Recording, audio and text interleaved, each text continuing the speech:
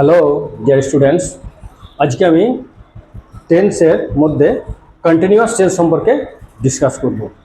ঠিক আছে, আমরা সবাই জানি টেন্স তিন রকম ছোটো থেকে পড়ে আসছি: প্রেজেন্ট টেন্স, পাস্ট টেন্স এবং ফিউচার টেন্স। প্রত্যেকটা টেন্সকে আবার চার রকমভাবে ভাগ করা হয়েছে, সেটাও জানি। আজকে আমাদের আলোচনার বিষয় হচ্ছে কন্টিনিউয়াস টেন্স।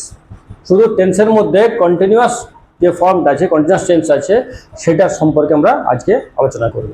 ঠিক আছে, কি কি না প্রেজেন্ট কন্টিনিউয়াস, পাস্ট কন্টিনিউয়াস এবং ফিউচার কন্টিনিউয়াস, তিনটে কন্টিনিউয়াস টেন্স আমরা একসাথে আজকে একদম ক্লিয়ার করে দেবো, মাথায় একদম ঢুকিয়ে দেবো, সারা জীবন ভুলবে না। ঠিক আছে, তাহলে প্রথমে জানতে হবে আমাদের টেন্স জিনিসটা কি না। টেন্স মানে হচ্ছে কোনো কাজ করার সময়কে আমরা টেন্স বলবো, যে সময় যে কাজটা করবো সেই হিসাবে সেই টেন্স হয়। ঠিক আছে, সোজা কথা একদম। টেন্স মানে হচ্ছে কাজ করার সময়। ঠিক আছে, যদি অতীতে কাজ করি তাহলে অতীতের সময় বোঝাচ্ছে, মানে পাস্ট টেন্স হয়ে যাচ্ছে। যদি বর্তমানে কাজ করি তাহলে বর্তমান মানে প্রেজেন্ট টেন্স হচ্ছে। আর যদি ভবিষ্যতে কোনো কাজ বোঝা তাহলে সেটা ফিউচার টেন্স। সেটা আমরা সবাই জানি, যদি না জানো তো আজকে ক্লিয়ার করে নাও। এবারে সেটার মধ্যে আরেকটা টেন্স আছে কি আমাদের কন্টিনিউয়াস টেন্স। কন্টিনিউয়াস টেন্স জিনিসটা কি না, প্রথমে জানতে হবে আমাদের কন্টিনিউয়াস মানে কি। কন্টিনিউয়াস মানে হচ্ছে যে জিনিসটা চলমান বা ঘটমান, যে কাজটা ঘটমান বা চলমান অবস্থায় আছে, মানে যে কাজটা এখন করা হচ্ছে বা চলছে এমন অবস্থা আছে, সেটা হচ্ছে কন্টিনিউয়াস টেন্স। ঠিক আছে, এবারে আমরা প্রেজেন্ট, পাস্ট আর ফিউচার কন্টিনিউয়াস একসাথে আলোচনা করব। একদম কয়েক মিনিটের মধ্যে পুরো ক্লিয়ার হয়ে যাবে কন্টিনিউয়াস টেন্সটা। ভিডিওটা স্কিপ না করে পুরো ভিডিওটা দেখবে এবং বন্ধু বান্ধবদের মধ্যে, ভাই বোনদের মধ্যে ভিডিওটা শেয়ার করে দেবে, যাতে তারা শিখতে পারে। ঠিক আছে, তাহলে আমাদের কন্টিনিউয়াস টেন্সের মধ্যে প্রথমে কন্টিনিউয়াস জানতে হবে। কন্টিনিউয়াস মানেটা কি না, কন্টিনিউয়াস মানে আগেই বললাম যে কোনো জিনিসটা যেটা চলছে বা হচ্ছে, ঘটমান অবস্থায় আছে, সেটাকে বলছি আমরা কন্টিনিউয়াস।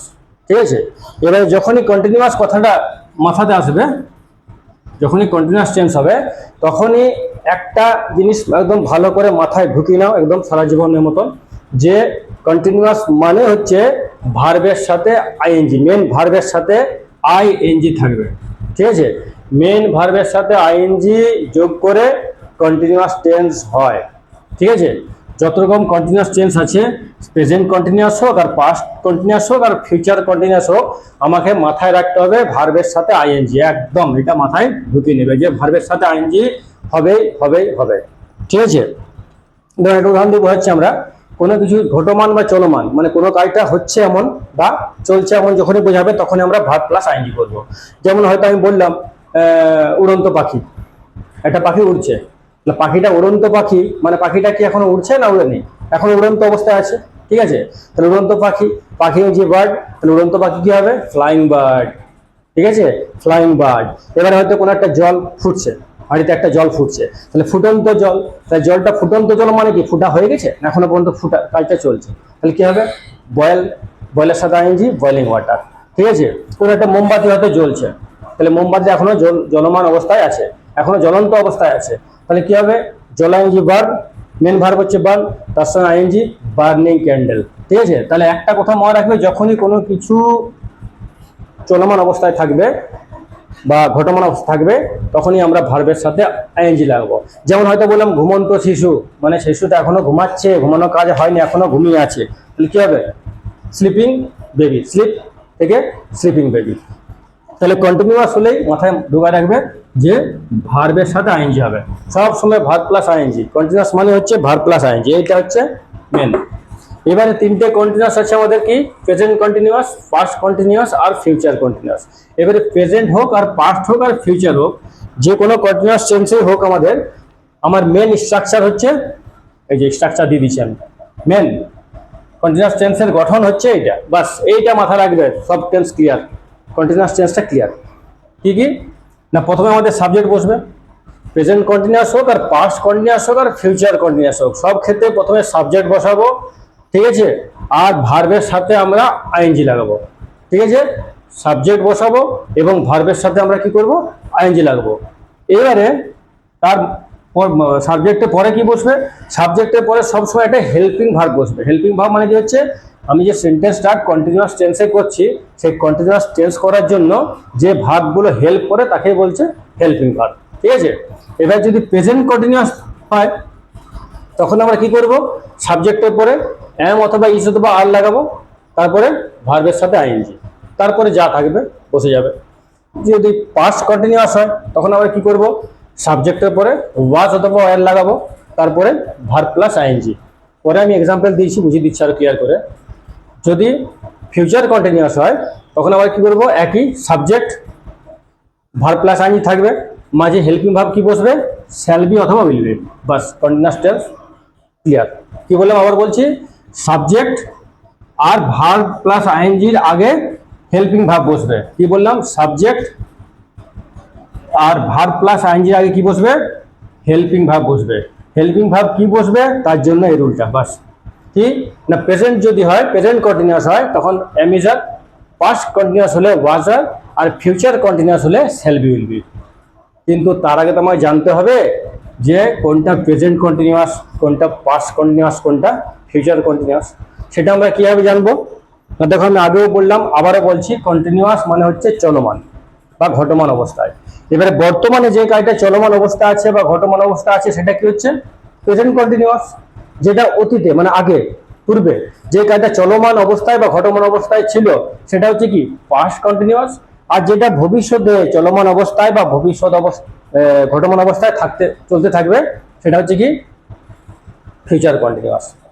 এবারে আমরা সহজ একটা নিয়ম লিখে দিচ্ছি আমরা এখানে, দেখো লেখা আছে ছি ছ ছে, আর ছিলাম ছিল ছিলে ছিল।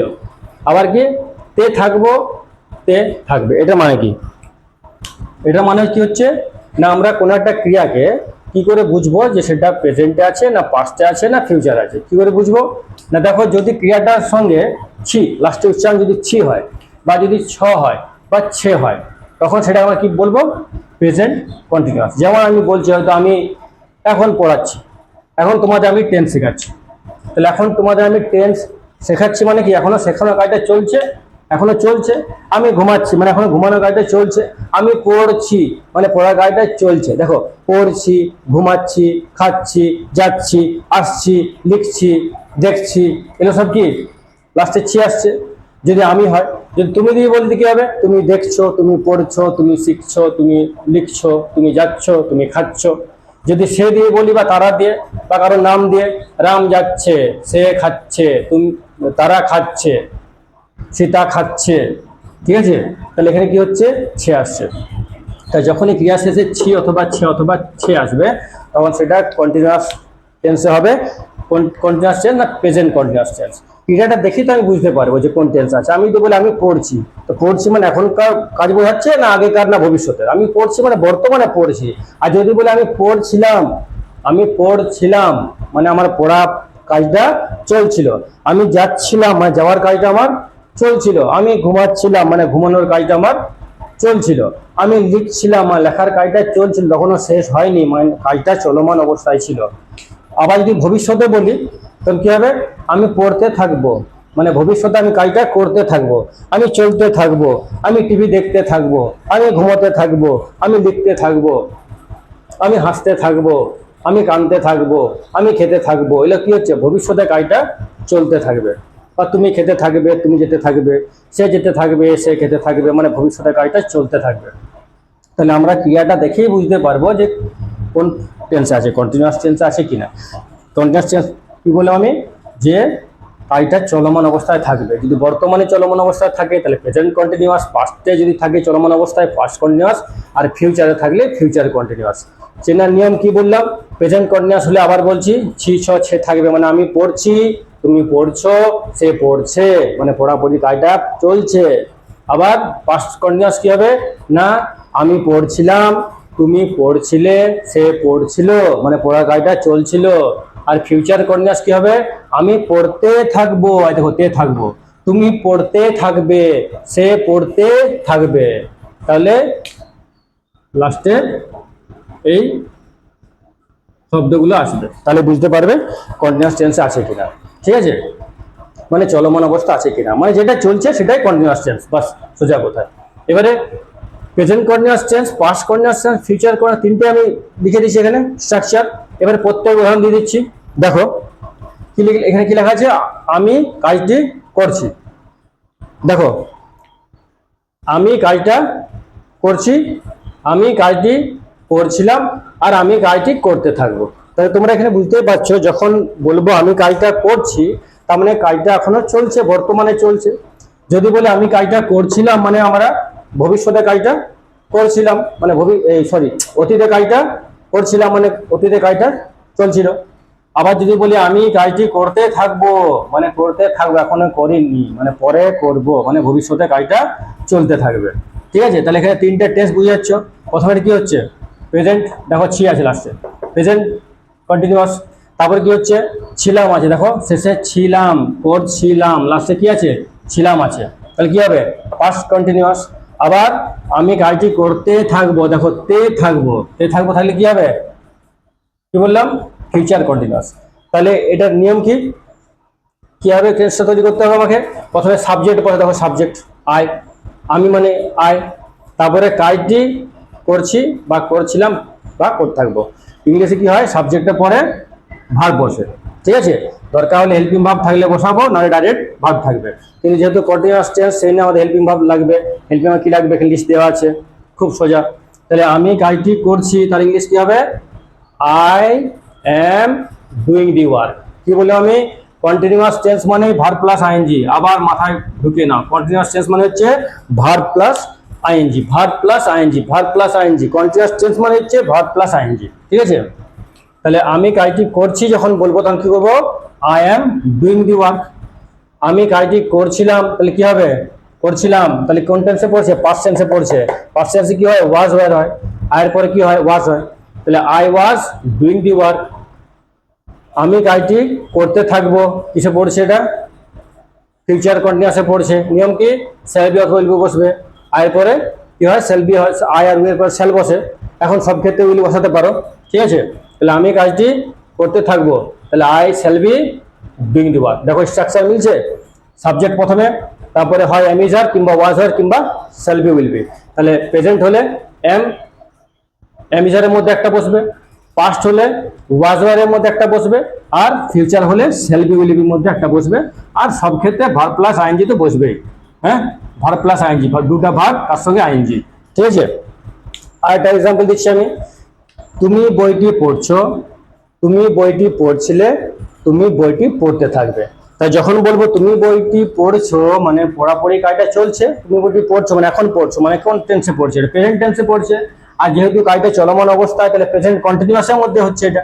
ঠিক আছে, কি নিয়ম, সাবজেক্ট, সাবজেক্টকে ইউ, তুমি, তারপর কি বসে, হেল্পিং ভার্ব। হেল্পিং ভার্ব কি বসবে, যদি প্রেজেন্ট হয় তাহলে এম ইজ আর এর মধ্যে বসবে।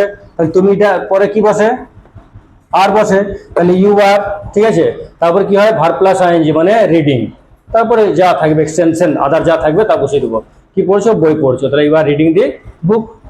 যদি পাস্ট টেন্সে হয়, মানে পড়ছিলে, মানে অতীতে কাজটা তোমার পড়ার কাজটা চলছিল, তাহলে কি হবে, ইউ ওয়্যার রিডিং দি বুক। যদি ভবিষ্যতে কাজটা চলতে থাকে, মানে তুমি ভবিষ্যতে বইটা পড়তে থাকবে, মানে পড়ার কাজটা চলতে থাকবে, তাহলে কি হবে, you will be reading the book. আর একটা দেখো, সে অথবা যদি কারোর নাম থাকে, রানু হোক, মানু হোক, সানু হোক, সীতা হোক, গীতা হোক, যাই হোক, অথবা যদি সে থাকে বা তারা থাকে। ঠিক আছে, তাহলে কি হচ্ছে, সে বা রানু লুডো খেলছে, সে লুডো খেলছিল, আর সে বা রানু লুডো খেলতে থাকবে। তাহলে সে লুডো খেলছে, তাহলে সে কি হচ্ছে, হি অথবা সি। ঠিক আছে, যদি নাম থাকে তো নাম বসাবো, যে কোনো নাম থাকলে, রানু, সে বা রানু লুডো খেলছে, কি খেলছে, লুডো খেলছে। তাহলে কি হবে, প্রথমে সাবজেক্ট বসলো, নিয়ম কি, প্রথমে সাবজেক্ট বসলো। ঠিক আছে, তারপর কি বসবে, হেল্পিং ভার্ব বসবে। হেল্পিং ভার্ব লিস্ট দেওয়া আছে, কি বসবে এখানে, যে সে, এর পরে কি বসে, ইজ অথবা ওয়াজ বসে পাস্ট টেন্স হলে। তাহলে কি হবে, সে, he is playing ludo. Subject he, helping verb কি বসলো, ইজ, মেন ভার্ব কি বসলো, প্লেইং। সব সময় ভার্ব প্লাস আইএনজি, বারবার বলছি, দেখো প্লেইং, কি খেলছে, লুডো, তাহলে লুডো, ইজ প্লেইং লুডো। যদি থাকে সে লুডো খেলছিল, তাহলে কি হবে, হি ওয়াজ প্লেইং লুডো, সে লুডো খেলতে থাকবে, he will be playing ludo. দেখো সব ক্ষেত্রেই কিন্তু verb plus ING, verb plus ING, verb plus ING. ঠিক আছে, সাবজেক্ট, সাবজেক্ট সব জায়গায়, আর ভার্ব প্লাস আইএনজি, এই সাবজেক্ট আর ভার্ব প্লাস আইএনজি সব জায়গায় আছে। খালি চেঞ্জ কোথায় হচ্ছে, খালি হেল্পিং ভার্বটা চেঞ্জ হচ্ছে, এই যে হেল্পিং ভার্বটা চেঞ্জ হচ্ছে। তার জন্য একটা একদম দিয়ে দিয়েছেন, সোজা স্ট্রাকচার দিয়ে দিয়েছি। প্রেজেন্ট যদি হয় তাহলে am is are, পাস্ট যদি হয় ওয়াজ হয়, আর ফিউচার হলে শ্যাল বি উইল বি।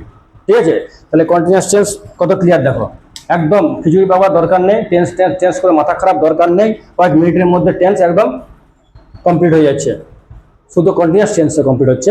ঠিক আছে, তাহলে কি বললাম আমি, কন্টিনিউয়াস মানে হচ্ছে চলমান বা ঘটমান অবস্থা। যদি বর্তমানে থাকে তাহলে বর্তমান অবস্থায় বোঝাবে, তাহলে কি সাবজেক্টের পরে am is are বসবে। যদি পাস্টে থাকে তাহলে সাবজেক্টের পরে ওয়াজ আর বসবে, আর যদি ফিউচার বোঝায় তাহলে সাবজেক্টের পরে শ্যাল উইল বি বসবে, এবং সব ক্ষেত্রে ভার্ব প্লাস আইএনজি। তাহলে কি আছে, কন্টিনিউয়াস টেন্সের মধ্যে কিছুই নেই।